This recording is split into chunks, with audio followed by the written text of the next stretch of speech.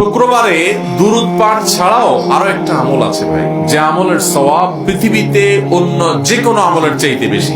এত বেশি সওয়াব, এত বেশি বিনিময় আল্লাহ তাআলা অন্য কোনো আমলে দিবেন না, শুক্রবার একটা আমল করলে দিবেন। সেটা বলবো, এত বিপুল পরিমাণ, এত অল্প সময়ে এত অল্প পরিশ্রম করে এত বিপুল পরিমাণের সওয়াব, আখিরাতের কারেন্সি। দুনিয়াতে টাকা দিয়ে চলি আমরা, আখিরাতের কারেন্সি সওয়াব।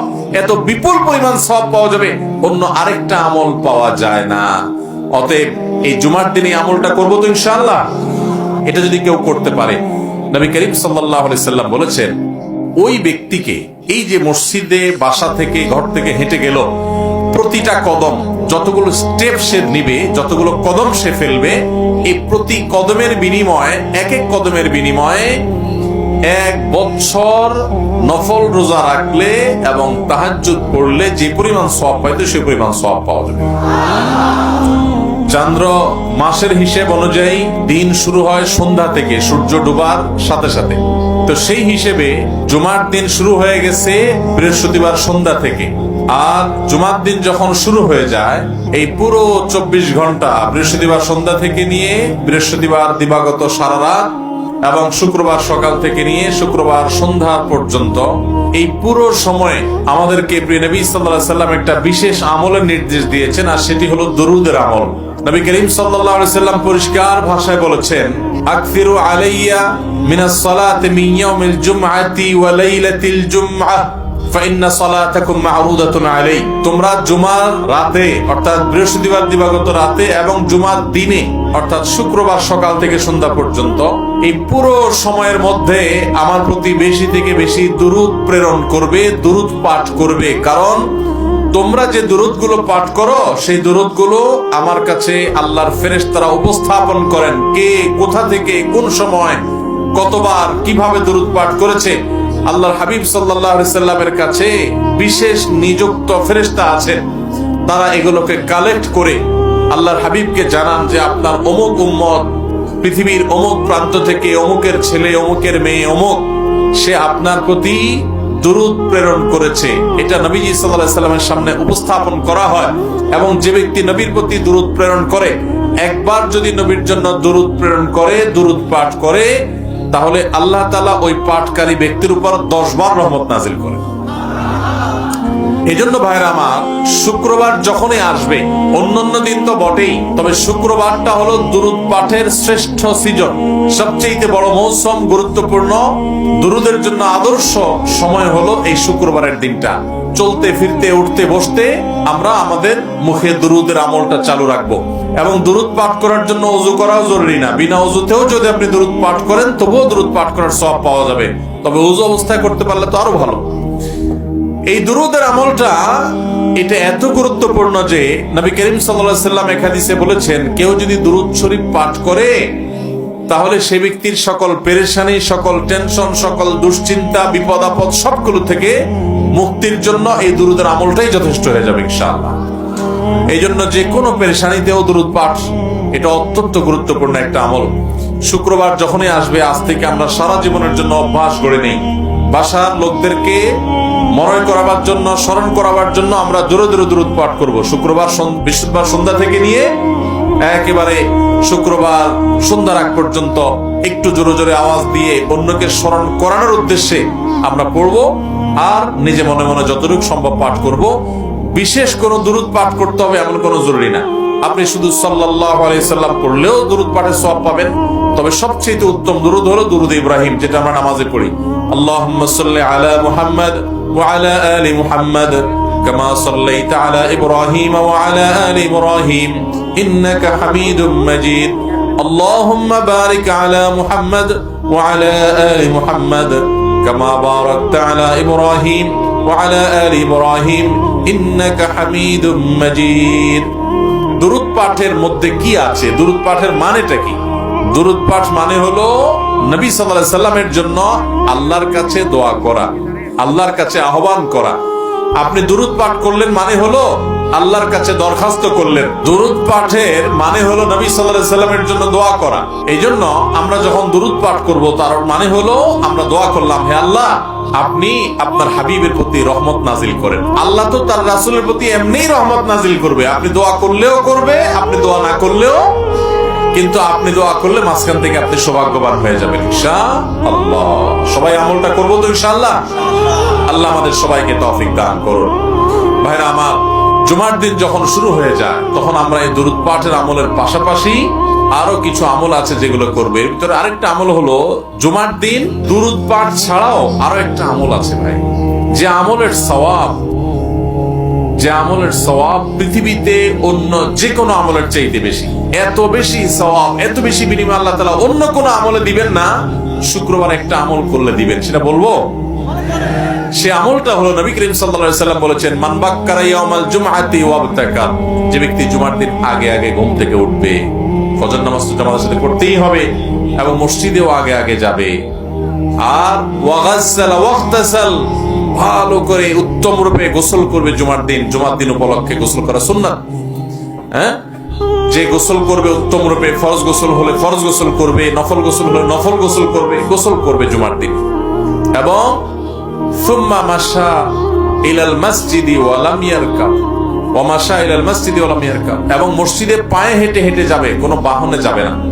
এরপরে সুম্মা দানা মিনাল ইমাম, মসজিদে যে জুমার দিন ইমামের যদি খুব কাছে কাছে যেতে পারে, ওয়ালাম ইয়ালগু, এবং কোন অনর্থক কোন কথাবার্তা না বলে, যে আমল করলো, তেলাওয়াত করলো, দুরূদ পড়লো, বসে থাকলো, ওয়াজ শুনলো, খুতবা শুনলো, এইভাবে যদি নিরিবিলি সে মসজিদে যায় এবং ইমামের কাছাকাছি গিয়ে বসে, তাহলে মোট কয়টা কাজ হলো?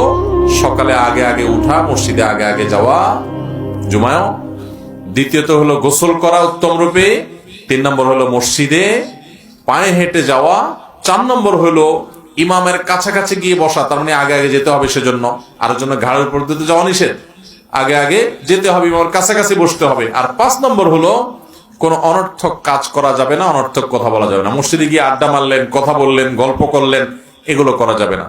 এসব বাদ দিয়ে যদি আপনি মনোযোগের সাথে খুতবা শ্রবণ করেন, এই 5টা কাজ যদি করেন, আবার বলছি, আগে আগে উঠা, গোসল করা উত্তম রূপে, এবং মসজিদে পায়ে হেঁটে যাওয়া, ইমামের কাছাকাছি গিয়ে বসা অর্থাৎ জুমায় আগে আগে যাওয়া, আর এই মসজিদে গিয়ে কোনো অনর্থক কথা কাজ না করা, এই 5টা কাজ যদি কেউ করতে পারে, খুব সহজ 5টা কাজ, এটা যদি কেউ করতে পারে, নবী করিম সাল্লাল্লাহু আলাইহি সাল্লাম বলেছেন ওই ব্যক্তিকে, এই যে মসজিদে বাসা থেকে ঘর থেকে হেঁটে গেল, প্রতিটা কদম, যতগুলো স্টেপ সে নিবে, যতগুলো কদম সে ফেলবে, এই প্রতি কদমের বিনিময়ে, এক এক কদমের বিনিময়ে 1 বছর নফল রোজা রাখলে এবং তাহাজ্জুদ পড়লে যে পরিমাণ সওয়াব পাইতো সেই পরিমাণ সওয়াব পাওয়া যাবে। 1 বছর রাত জেগে ইবাদত করা এবং 1 বছর নফল রোজা রাখার সওয়াব পাওয়া যাবে। তাহলে যদি কারো বাড়ি থেকে 100 কদম মসজিদের দূরত্ব হয়, তাহলে সে এই 5টা কাজ করার মাধ্যমে, সহজ 5টা কাজ, আমরা তো এমনিই করি, নিয়ত করি করবো এখন থেকে, যে আমি আগে আগে ঘুম থেকে উঠবো, যত দেরিতে ঘুমাই না কেন রাতে, যদি দেরিতে ঘুমানো উচিত না, তারপরও শুক্রবার ফজর আমাকে আগে উঠতে হবে। কারণ জানেন, শুক্রবার ফজরের নামাজ জামাতের সাথে পড়া হলো সারা বছরের, সারা জীবনের সবচেয়ে শ্রেষ্ঠ নামাজ। নবী করিম সাল্লাল্লাহু আলাইহি সাল্লাম বলেছেন, আফদালুস সালাতি সালাতুল ফজর ইয়াউমাল জুমআতি মাআল জামাআ, পুরুষদের জন্য তার সারা জীবনের মধ্যে সবচেয়ে শ্রেষ্ঠ নামাজ হলো জুমার দিনে শুক্রবারের ফজরের নামাজ জামাতের সাথে পড়া। আমরা অনেকেই জুমা পড়ি ঠিকই, কিন্তু ফজরের নামাজ শুক্রবারে আমাদের ঘুমে চলে যায় বা বাসায় পড়ি আমরা। তো এই জন্য এই দিনটাতে এমনিতেই ফজরের গুরুত্ব বেশি, জুমার দিনে আবার ফজরের গুরুত্ব আরো বেশি। এই জন্য শুক্রবারে, যখনই শুক্রবার আসবে, বৃহস্পতিবার রাতে পাক্কা নিয়ত করে, ভালো করে অ্যালার্ম দিয়ে অন্যদেরকে বলে তারপর ঘুমাইতে হবে যে ফোনে আমাকে ডেকে দিবা। তাহলে এই কাজগুলো যদি আমরা করি, আগে আগে ঘুম থেকে উঠি, এবং গোসল তো এমনিই করি, একটু ভালো করে এই নিয়তে করলাম, এবং পায়ে হেঁটে আসবে এই নিয়তে যে সওয়াবটা পাওয়া যাবে, ইমামের কাছাকাছি গিয়ে বসলাম এবং কোন অনর্থক কথা কাজ করলাম না, আল্লাহ তাআলা প্রতি কদমে 1 বছর ইবাদতের সওয়াব দান করবেন।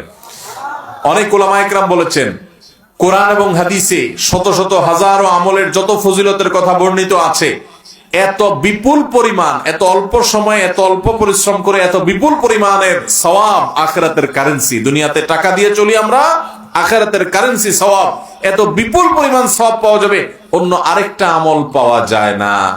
অতএব এই জুমার দিনে আমলটা করবো তো ইনশাআল্লাহ। আল্লাহ আমাদের সবাইকে তৌফিক দান করুন। ভাইরা আমার, মা বোনরা যারা আছেন তারা হয়তো মন খারাপ করবেন যে আমরা তো আমল করতে পারবো না। তাদেরকে বলতে চাই, প্রথম কথা হলো কিছু কিছু আমল আল্লাহ তাআলা পুরুষদেরকে সুযোগ দিয়েছেন, আবার কিছু মহিলাদের জন্য। যেমন মহিলারা যদি হজ করে, তাহলে মহিলাদের হজকে নবী করিম সাল্লাল্লাহু আলাইহি ওয়াসাল্লাম জিহাদের সমতুল্য বলেছেন, যেটা পুরুষদের জন্য প্রযোজ্য না। আবার মহিলারা যদি সন্তান প্রসব করতে গিয়ে মারা যান, শাহাদাতের মর্যাদা পাবে, যেটা পুরুষ কাজ করতে গিয়ে মরলেই শাহাদাতের মর্যাদা পাবে না। এরকম আরো বহু বিষয় নারীদেরকেও বিশেষত্ব দেওয়া হয়েছে। তারপরও জুমার দিনের এই আমলের সওয়াবটা আমাদের বোনরা, মায়েরাও পেতে পারেন। কিভাবে? নাম্বার 1, তাদের বাসায় যে পুরুষরা আছে, ছেলে আছে, বাবা আছে, ভাই আছে, স্বামী আছে, তাদেরকে উৎসাহ উদ্বুদ্ধ করে প্রেরণা দিয়ে এই আমলটা যদি করাইতে পারে এবং তাদেরকে শিখাই দিলেন, বুঝাই দিলেন, জানাই দিলেন এবং তাদেরকে উৎসাহ দিয়ে ফজরে উঠাই দিলেন, জুমা আগে পাঠাই দিলেন, বলে দিলেন ঠিকমতো, তাহলে যে ব্যক্তি কোনো ভালো কাজের পথ কাউকে দেখায়, আদ-দাল্লু আলাল খাইরি কাফাইলিহি, তাহলে ওই ব্যক্তি ওই কাজটা করে যে পরিমাণ সওয়াব পাবে, যে কাজটা দেখাইলো তাকে, যে পথটায় পরিচালিত করলো, উদ্বুদ্ধ করলো, সে তাকে বের করে দিল, সাহায্য করলো, তাকে আল্লাহ তাআলা অনুরূপ সওয়াব দান করবেন। আবার সেই সাথে আরেকটা 3 নম্বর করণীয় হলো মা বোনদের, যে এই বিষয়ে অন্যদেরকে জানাজানি করলেন, অন্য পুরুষদের মধ্যে দাওয়াতের কাজ করলেন, পর্দার মধ্যে থেকেই যেভাবে তাদের মধ্যে প্রচার করা সম্ভব, তার মাধ্যমে যত মানুষ আমল করবে ইনশাআল্লাহ তাদের সমতুল্য সওয়াব পাবেন। নাম্বার 4, মা বোনরা এই একই সওয়াব পাওয়ার জন্য তাদের সুযোগ হলো যে তারা যদি নিয়ত করেন যে আল্লাহ, আমি যদি পুরুষ হতাম এবং সুযোগটা আমি নিতে পারতাম তো কোনোভাবে আমি ছাড়তাম না, পাক্কা যদি নিয়ত করে, তাহলে আল্লাহ তাআলা ওই মা বোনদেরকে আমলটা না করলেও এই পরিমাণ সওয়াব দান করবেন। কারণ নবী সাল্লাল্লাহু আলাইহি ওয়াসাল্লাম বলেছেন, মান হাম্মা বিহাসানাতিন ফালাম ইয়ামালহা, কোন ভালো কাজের কেউ প্রতিজ্ঞা করছে কিন্তু করতে পারে নাই কোনো কারণে, আল্লাহ তাআলা তাকে সমান সওয়াব দান করবেন। অতএব আমরা সবাই চেষ্টা করব তো ইনশাআল্লাহ। আল্লাহ তাআলা আমাদের সবাইকে তৌফিক দান করুন। তাহলে শুক্রবারের 2টি আমলের কথা আমরা, 3টি আমলের কথা আমরা জানলাম। এক হলো দুরূদ শরীফ বেশি বেশি পড়া, 2 নম্বর হলো শুক্রবার ফজর নামাজটা জামাতের সাথে বিশেষ গুরুত্বের সাথে পড়া, আর 3 নম্বর হলো শুক্রবারে জুমার দিনে 5টা ছোট ছোট কাজের মাধ্যমে প্রতি কদমে 1 বছর ইবাদতের সওয়াব লাভ করা। আল্লাহ আমাদের সবাইকে আমলের তৌফিক দান করুন।